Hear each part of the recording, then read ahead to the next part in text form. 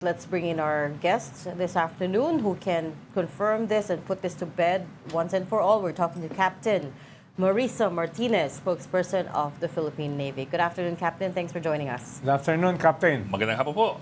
Good afternoon. Good afternoon. Good afternoon, sirs and ma'am. So, alam ko, Captain, you've given a few interviews today. Paulit-ulit kang tinatanong. And the first question is the same, essentially, because this show is where former Congressman Mike Defensor claimed that nasa custody niyo daw po si retired Sergeant Orly Guteza, and that he's within the Marines compound is what he told us. Marami Please pa lang respond nanonood to sa that. atin. Marami pa lang nanonood sa atin. Hindi ko alam. Teka, pasugutin mo muna si Kapitan. Captain? Ma'am! Sorry, magulo yung kasama namin. Sirs and ma'am, we would just like to emphasize that Mr. Orly Guteza is not under the custody of the Philippine Marines nor the Philippine Navy because he's not anymore under the active service. He already retired last June 2020. And we are not also extending any protection to him. So I would just like to emphasize to everyone that he is not under the custody of the Philippine Marine Corps nor the Philippine Navy. And I would just like to highlight that we have our respective rules and regulations in our bases pertaining to unauthorized personnel. So, he has never been in the custody of the Philippine Marines, and wala din nag-reach out in any way or form to the Philippine Marines to protect him, to support him. I would just like to inform everyone that due diligence was done by the Philippine Navy to check if he is indeed in one of our camps or one of our bases, but wala po, sir and ma'am. So we would like to say that those that are that we see in social media or the claims of others are just unverified. They are unverified information and they are speculative statements. Captain, may sistema ba kayo to keep track of the former Marines kapag umalis na sa serbisyo? Meron bang sistema to keep track of their whereabouts? Usually, ma'am, the whereabouts or the statements or testimonies or the actions of anyone who has retired already is not anymore under the radars of the Philippine Navy, especially if he's not a reservist. I would like to highlight that Mr. Guteza is not a reservist because when he retired in June 2020, the law was not applicable to him. The law that I am pertaining to is the automatic, the law that would make you a reservist automatically once you have retired. So it did not apply to him. And if we would check the records of the Philippine Marine Corps, he is not under the list of the reservists. So with that, he's not, number one, under active service, active military service, and he is now performing in his personal and private function as an individual. So his statements, his testimonies does not reflect the official position of the Philippine Navy nor the Armed Forces of the Philippines po. So hindi rin po siya, hindi din siya pensioner. Kasi kung pensioner, may record siya, hindi pa siya qualified sa pension.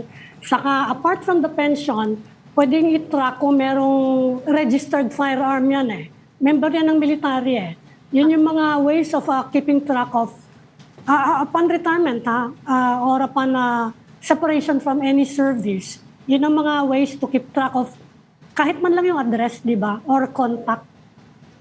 Ma'am, I would just like to mention that we acknowledge the services and sacrifices done by Mr. Orly Guteza, who was a former Marine. However, when he retired, automatically, all those who retired from the armed service receives their pension. We take care of them, and we do monitor them on where they are through the pay and allowances. But definitely, whatever his actions are, his statements are, his testimonies does not reflect the official statement of the Armed Forces of the Philippines. If in case he was anyone who has retired would violate any law, the PNP or the legal authorities are in charge of him or them. Ma'am, you mentioned a while ago that, of course, the Marine Corps and all the other services, they have their rules and regulations as far as who is authorized to stay in the camps, especially the headquarters camps. Can you tell us more about that? What are allowed? What kind of personnel are allowed within, for example, the Marine Corps camp? I asked that kasi po, of course, it is an official camp. There are barracks there, but there are also houses there, especially of high-ranking Marine officers. I've been there several times. There are official residences there of generals and so on down the line. So could you tell us kung ano yung rules as far as sinong pinapayagan pumasok at lumabas sa mga kampo? Sir, thank you for that question. Sir, we have our respective, the Armed Forces of the Philippines has a base, has their regulations in terms of its bases. And the authorized personnel in our bases, whether it's a barracks, whether they are quarters being used by those who have families, we usually list those who are in our homes. There's also a list of those who are authorized to enter the camp. Actually, yung mga foreigners, sir, they are not authorized to enter. They need to apply for security clearance. As well as those doing businesses, they still need to get clearances. So those who are only authorized are, of course, the officers, the men and women of the Armed Forces of the Philippines, those who are their families, their immediate families, their kasambahay or house help, and these names are listed in the base, in the respective stations, naval stations or bases po. And anyone who would be caught violating these regulations, they will be placed under the military law, and there are consequences to it. Of course, we would be conducting the necessary investigation. It will undergo several processes and protocols. Then once the individual would be deemed to have violated such regulation, may consequences po, sir and ma'am. Yes, ma'am. We understand po. But at the same time, I also have to ask this question. Is it at all possible na makapasok yung unauthorized personnel inside the bases? Kasi po, pag may Without decal your naman, knowledge, yeah. pag may decal yung sasakyan at pag official yung nakasakay, hindi naman po pinapalista lahat ng nasa sasakyan. I know that then because I've been there several times already. So usually kasi out of respect for the senior officers and for those who have BOQ or may quarters sa loob, maaari naman pong lumabas-pasok yung mga sasakyan without having to check kung sino yung nasa loob, especially if it's a car that is recognized already. Okay. All our camps, sirs and ma'am, the Armed Forces of the Philippines are usually situationally aware of what is happening. We have our commander of our bases. We have units there patrolling also, guarding the gates also there. And we would just like to assure everyone that due diligence was done by your Navy, by the Philippine Marine Corps, to check, to validate if indeed totoo yung mga balita na that is coming out in social media that Mr. Orly Guteza is in custody of the Philippine Marine Corps. And just recently and also yesterday, we counter-checked it and wala po. Wala po, sir and ma'am. Mr. Guteza is not under the protection or custody of the Philippine Marine Corps and the Philippine Navy po. Sabi nyo nga, Captain, wala kayong contact doon sa mga wala na sa serbisyo. No? Pero meron ba kayong rules and regulations governing yung conduct kahit wala na sa serbisyo? Halimbawa, meron ba kayong rules doon sa mga wala na sa serbisyo pero naging marine na hindi ka pwedeng magtrabaho sa ganitong klase na trabaho? Meron ba kayong ganon? O hindi mo pwedeng gawin ito or else ay tatamaan ang iyong pensyon? No? Katulad nung lumabas several weeks ago, na yung mga sasama dito sa mga destabilization ng mga former armed forces officers na merong pensyon ay pwedeng matanggalan ng pensyon. Meron bang ganung rules sa inyo, sa mga Marines? Yung ganung klaseng regulation? The Marines or the Philippine Navy or any member of the armed forces just have, we only have one set of regulations, and that is the Article of War. And we also we are all under the military law.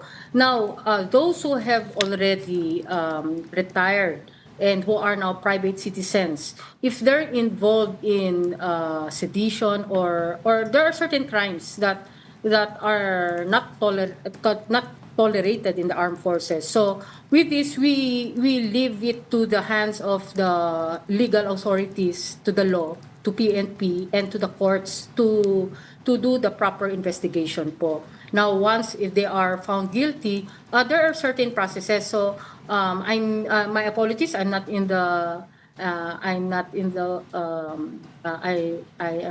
authority to expound on the consequences related to this type of crimes. Yeah. Opo. Okay. Captain, I need you to confirm one other thing that former Congressman Mike Defensor said. One is yung presence nga ni Sergeant Guteza dun sa compound, which you've already belied. But the second one is, sabi niya, and I will quote him because I don't want to be misconstrued, sabi niya, meron ngang nahuli yung mga Marines na may umaaligid kay Sergeant Guteza. Hindi ko alam yung details of what transpired or what happened, pero nahuli ng Marines yung taong yon and nasa record nila. Nasa record niyo daw. Hindi ko alam kung papatayin siya or intel lang yon, kinikasing siya. But there was this incident siguro several days ago. He told us that yesterday on this very show. Could you confirm, please? May record ba kayo ng ganon, Captain? Okay, I would just like to, before answering that, again, going back to your question about those who have retired, I would just like to highlight that the retirees are expected to be law-abiding citizens. Now, going to your question po, sir and ma'am, these are unverified information, and these are speculative statements, like he says, she says. So, your Philippine Navy is always hinged on facts. And we are always in due diligence. We do what should be in order to counter-check any information. So those information that were mentioned by certain individuals, that needs to be checked, verified. Mahirap po, sir and ma'am, mag-comment doon sa mga speculations po. Because they didn't mention any name. They just mentioned that this happened, that happened, but there were no names that were mentioned. And I think one individual also mentioned ex-Marine. So again, I would like to emphasize that your Philippine Navy is doing its job. It's doing its due diligence in counter-checking, to making sure that the camps are safe, and Mr. Guteza is not in custody or not protected by any... Okay, balikan ko lang yung tanong ko ha. Kasi I'm asking about yung mga addresses niya na pwede siyang ma-reach through his pension, through his guns. Kasi missing in action siya ngayon eh. Tinanong na ba ang Philippine Navy or ang Marines by any authority kung nasan siya? I mean, has any agency asked for your help to locate him? Hinahanap siya ng Senado, hinahanap siya ng ICI, hinahanap siya ng NBI. Meron na ba nagtanong sa inyo? Nasaan ba tong taon to? Usually, ma'am, when when an active service member retires, they write down their address, as well as their phone number, just in case there's a problem related to their receiving pensions, and so forth. Yes, ma'am. Yeah. However, what is only written in the information they submit to the agency in the AFP that is in charge of the pension is the thing that limits us. So in terms of the information, if we received any information about people asking his whereabouts, again, I would just like to emphasize, sir and ma'am, that he is currently a private individual. And he's not anymore in the active service. So we are restricted only to the information that he has written in the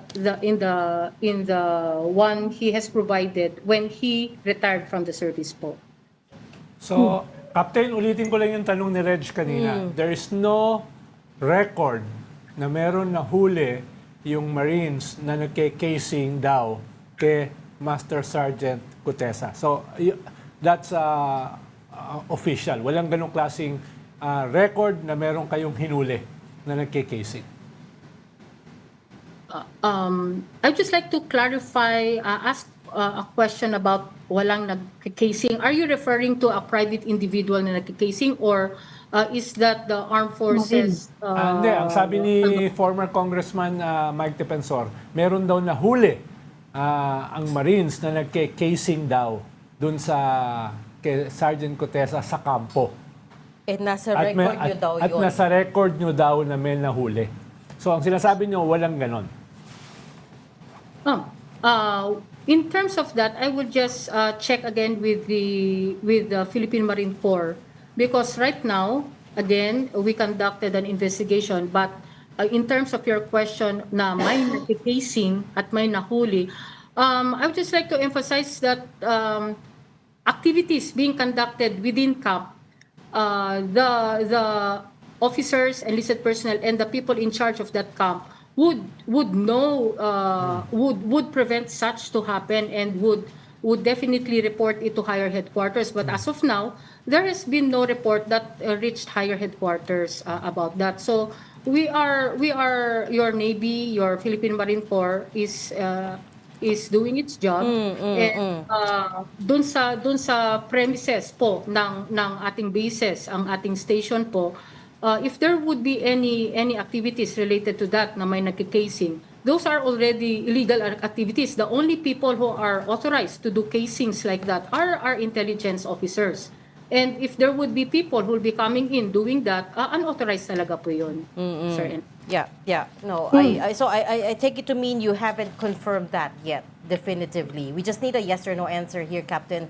Totoo bang may nahuli that was casing Sergeant Guteza, and it was in your record? So, but judging from your answer, it sounds like you haven't had a chance to check the record. So we'll let you do that, and then we'll come back to you to confirm once and for all. I guess we'll leave that there. We're gonna have to go on a quick break. Thank you so much for talking to us today. Captain. Salamat. Philippine Navy spokesperson, Thank you, Captain. Marissa Martinez. Thank you, ma'am.